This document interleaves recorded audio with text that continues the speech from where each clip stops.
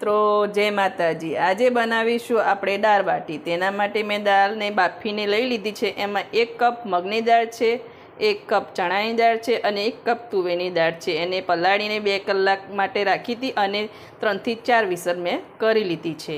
અને આ છે ઘઉંનો કકરો લોટ।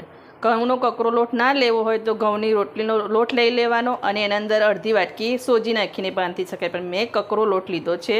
અને એમાં નાખીશું મોવણ માટે તેલ અને ઘી 3 થી 4 ચમચી ઘી, ટામેટું, ડુંગળી અને લીલા મરચાં તીખા અને મોરા અને કઢી પત્તા અને રેગ્યુલર મસાલો। હવે આપણે સૌપ્રથમ બાટી બનાવીશું।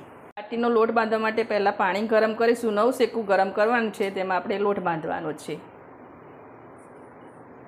હવે એક તાસ લઈશું। પાણી ગરમ થઈ ગયું છે, બંધ કરી દઈશું। તાસમાં હવે લઈશું બાટી બનાવવાનો લોટ। હવે નાખીશું એમાં મોવણ માટે તેલ। ઘી પણ નાખી શકાય છે, પણ અમારા ઘરમાં ઘી ઓછું ભાવે છે એટલે એના ખાલી આપણે બાટી પર લગાવીશું, મોવણમાં નહીં નાખીએ।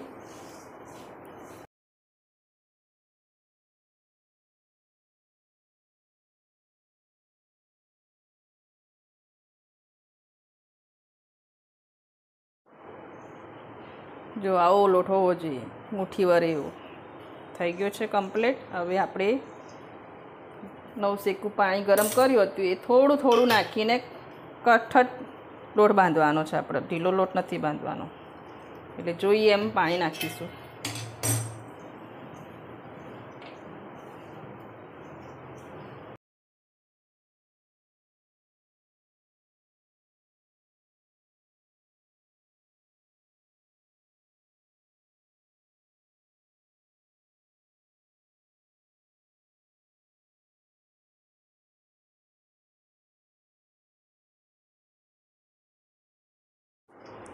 લોટ બંધાઈને રેડી થઈ ગયો છે। હવે એને 10 મિનિટ માટે મૂકી દઈશું। ત્યાં સુધી આપણે અપમ પેન ગરમ કરી લઈશું।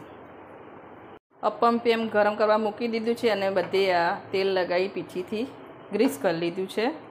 હવે એને ધીમી આંચે ગરમ થવા દઈએ, ત્યાં સુધી આપણે બાટી બનાવી દઈશું। ગરમ થાય ત્યાં સુધી બાટી રેડી કરીએ। હવે આપણે બાટી વારી લઈશું। નાની નાની અપમમાં આવે એટલી બનાવવાની।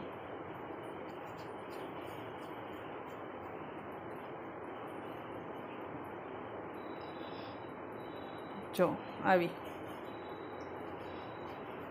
આમાં કંઈ તિરાડનું મહત્ત્વ હોતું નહીં, તિરાડ હોય તો એ વાંધો નહીં। અને એના પર આમ ક્રોસ કરી લઈશું। એવી રીતે બધી બાટી વારી લઈશું આપણે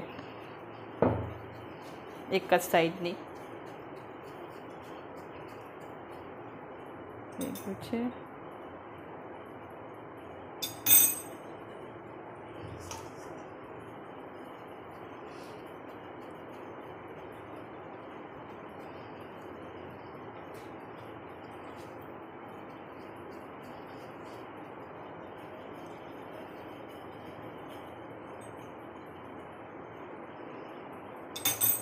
આ રીતે બધી રેડી કરી લઈશું। આ રીતે બાટી બધી રેડી કરી દીધી છે। હવે અપમમાં મૂકીશું। ગરમ થઈ ગયું છે। ગેસની આ ધીમી જ રાખવાની। હવે બાટી મૂકી દઈએ એટલે ધીમું કરી દેવાનું।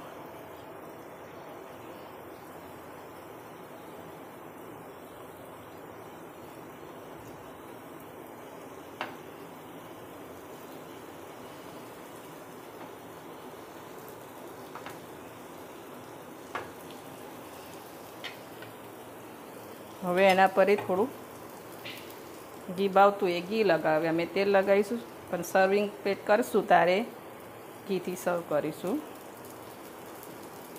બાળકોને ભાવે એવું કરવું પડે।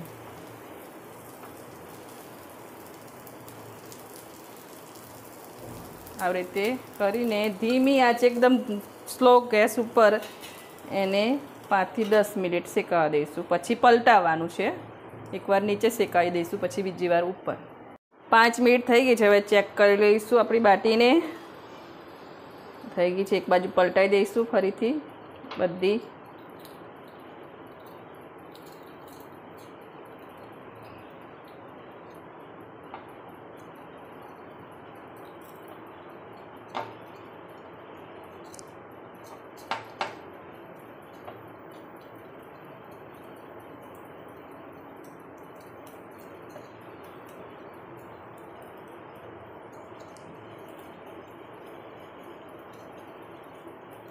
આવી બ્રાઉન થાય એવી કરવાની, પછી ફેરવી દઈને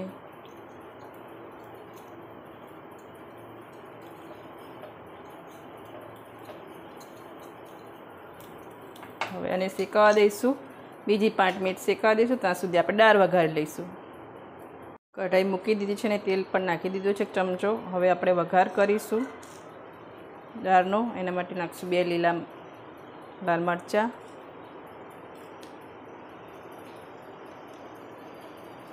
મરચાં ગરમ થાય પછી નાખીશું,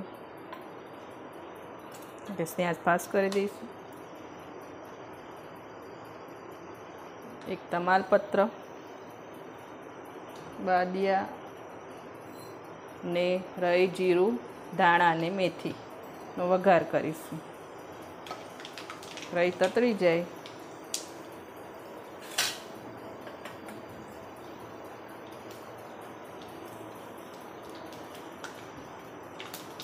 રાઈ તતરી જાય એટલે આપણે નાખીશું હિંગ। હિંગને ફેરવી લઈશું। હવે નાખીશું લીલા મરચાં અને મીઠો લીમડો।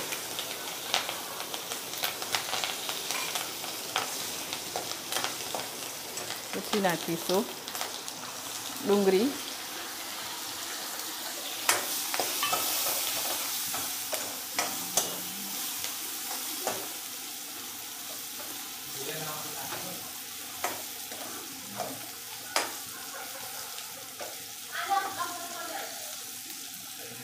ડુંગળી થોડી ચડી જાય પછી આપણે નાખીશું ટામેટું,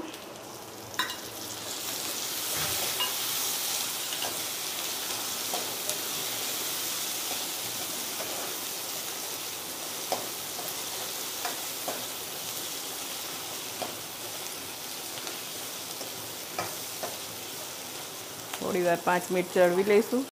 ટામેટું થઈ ગયું છે। હવે આપણે મસાલા કરીશું દાળના। એના માટે લઈશું 1 ચમચી જેટલું લાલ મરચું, અડધી ચમચી જેટલી હળદર અને ધાણા જીરું। ધાણા જીરું વધારે લેવાનું કેમ કે દાળ છે એટલે એમાં સારું લાગે છે। મસાલાને શેકી લઈશું।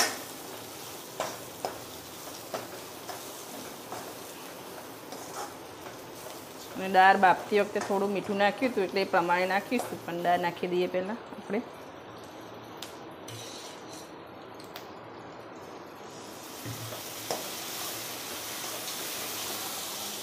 દાળ એડ કરી દઈશું બધી।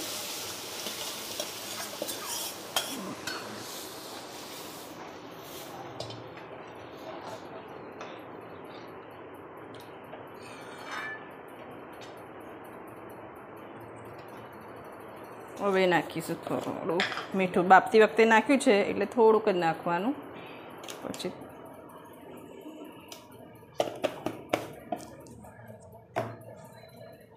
હવે દાળને ઉકળવા દઈશું।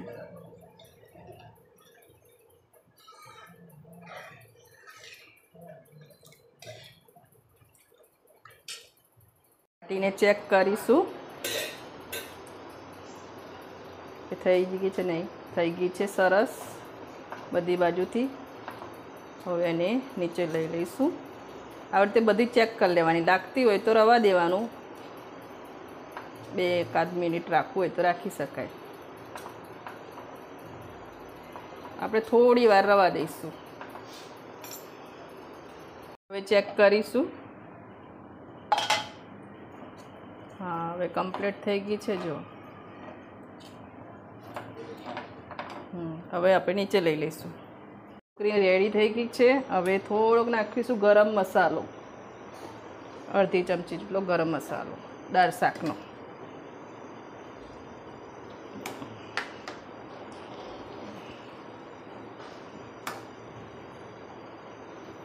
અને નાખીશું કોથમીર.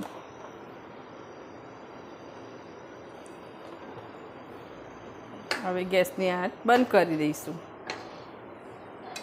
થઈ ગઈ છે દાળ બાટી, થઈ ગઈ છે ને સર્વિંગ પ્લેટ પર લઈ લીધી છે. આ દાળ અને લસણની ચટણી બનાવી છે અને એક ડુંગળીનો સંભારો અને બાટીને હવે આપણે ઘીથી ગાર્નિશિંગ કરીશું. બધી બાટી પર ઘી લગાવી દઈશું. ગરમ બાટી છે એટલે ઘી આપણું સરસ ઓગળી જશે.